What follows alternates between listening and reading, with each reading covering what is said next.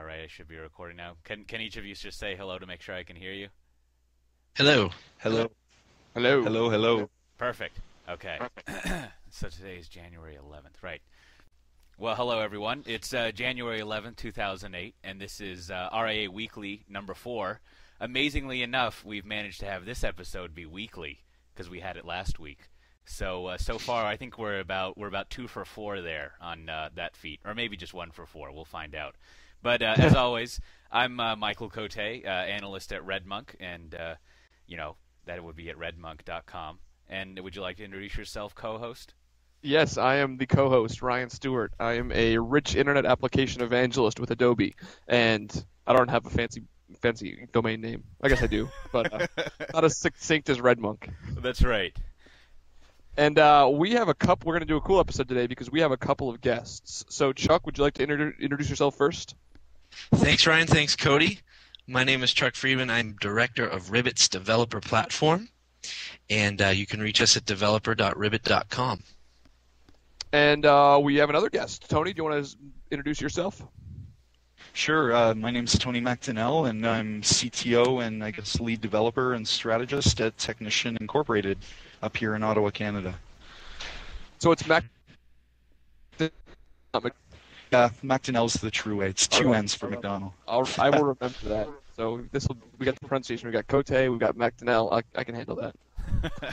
So, Chuck, why don't you tell us? Since we're going to lose you in about a half an hour. Why don't you start by telling us what Ribbit is and give us the quick high-level overview, and then we can dive into what you guys are doing and how it applies to the RIA space. Okay, so Ribbit is the new phone company, the first phone company of Silicon Valley. We are bringing voice to places it's never been before online, specifically rich internet applications. So we are adding telephony functionality to web apps through Flex and soon Flash, as well as desktop apps through Air. Now, Cool. now is that how you're supposed to say it? Telephony or is it telephony? I never know. Yeah, I say telephone. It depends. It's like Cote or Cote, I think. But Exactly. I say telephony, but telephony sounds kind of actually a little bit better, doesn't it? So telephony. But the bottom line is, I mean, we're enabling developers for the first time to actually add the ability to make and receive phone calls right within their rich internet applications. Right. Well, Just using the Flash. Oh, go ahead. Oh, I was saying, looking at, I'm a big user of Grand Central, and I was looking at I haven't actually checked out Ribbit too much until just before this call, and I was thinking, like, man, if great mission and everything, and hopefully if they should get acquired by Google, they'll keep innovating, and they won't just become like another Google innovation Deadpool thing. So that's what I would look forward to, because Grand Central's fantastic, but they for the same reason that like what you guys are talking about is great. It's just because there's so much you could do with your phone, and you can't really, and but not much has been happening at Grand Central since they got lucky. It's because we engage developers that we have to continue to be innovating. So I think most companies out there that have APIs, that have developer platforms and developer programs like we do, you have to keep things on the edge, keep developers interested, and keep them coding really cool things. That's right. So now you guys, it just uses the Flash player, right, Chuck? Mm-hmm. So Flash player is all you need, unless you're doing something on Air, and then you need the Air runtime. yeah, of course. So can you tell us a little bit about how it works and kind of how it differs from other VoIP services out there? Yeah, well, I mean, there is a special sauce behind it, of course, but basically, we distribute a component to developers, and that component acts as the gateway to the Ribbit services. So a simple line of code like make call and passing that a phone number will actually create a net stream between Flash Player and our service, and then behind our service, or the core of our service, is a soft switch, and that actually goes out and connects you to someone's phone or someone's Skype account or someone's Google Talk account, or someone else's what we refer to as a flash phone, so someone else's web page where they're talking to you from.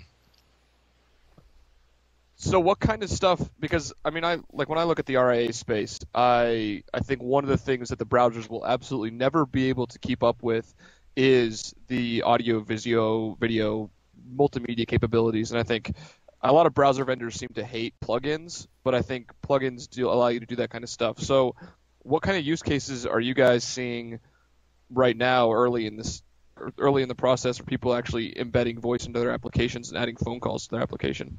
Sure. So most of the apps that we see are either largely enterprise in nature, so it's like a full screen experience where it's something like an email like Outlook or Thunderbird, but adding voicemail management to that.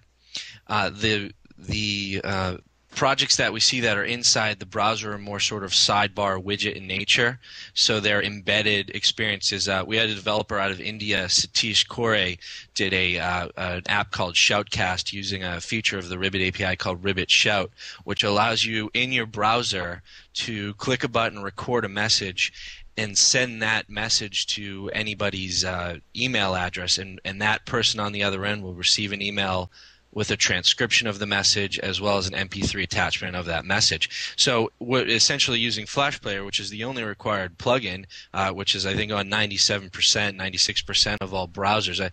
You may know that better than I do, but it's out there.